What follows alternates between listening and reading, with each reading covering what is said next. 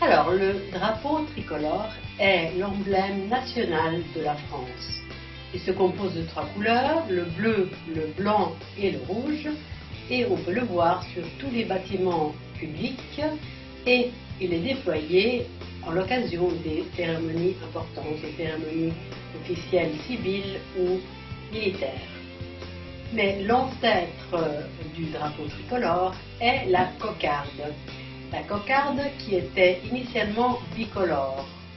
Le bleu et le rouge qui sont les couleurs de Paris, et cette cocarde était portée par les révolutionnaires. C'était le signe distinctif des révolutionnaires de Paris.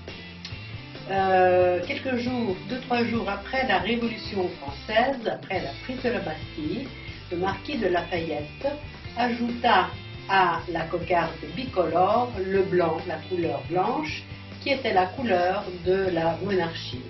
Et donc la cocarde devient tricolore avec le blanc, le bleu et le rouge, et devient un signe distinctif patriotique.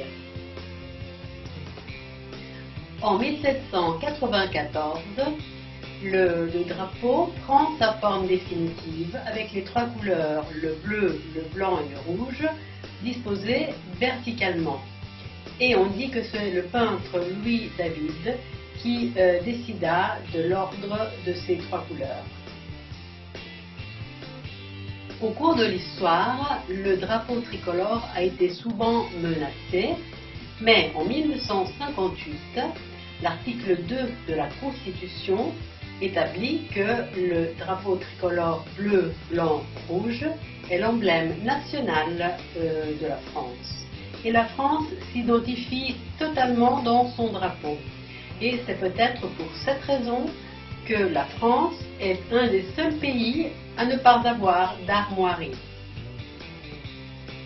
Après les attentats du 13 novembre, Hollande, le président de la République française, a demandé aux Français d'afficher leur drapeau en hommage aux victimes des attentats.